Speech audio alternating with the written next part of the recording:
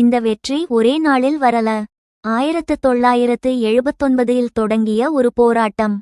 பின்னணி இல்லாத ஒரு ஹீரோ. இவர் இவ்வளவு கஷ்டப்பட்டாரா? ஆக்ஷன் ஹீரோ உருவான கதை. இந்த ஆரம்ப காலம் தெரியுமா?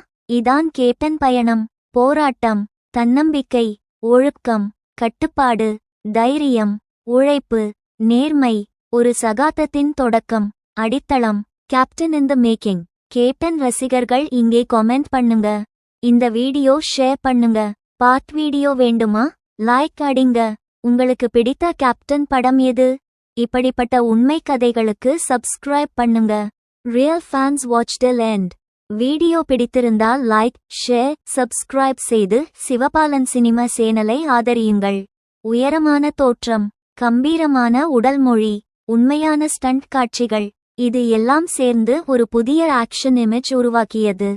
அவர் நடித்த கதாபாத்திரங்கள் சாதாரண ஹீரோக்கள் இல்லை. போலீஸ், இராணுவ வீரன், அநீதிக்கு எதிரான போராளி. 1980களின் இறுதியில் விஜயகாந்த் நடித்த ஒவ்வொரு படமும் மக்கள் எதிர்பார்ப்புடன் பார்க்கப்பட்டது. நல்லவன், வல்லரசு. இந்த படங்கள் பாக்ஸ் ஆஃபீஸ் இல் மட்டும் அல்ல, மக்கள் மனத்திலும் வென்றது.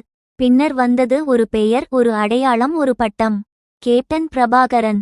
இந்த படம் விஜயகாந்தை நடிகராக அல்ல, கேப்டனாக மாற்றியது. உங்களுக்கு பிடித்த படம் எது? காமெண்ட்ல சொல்லுங்க.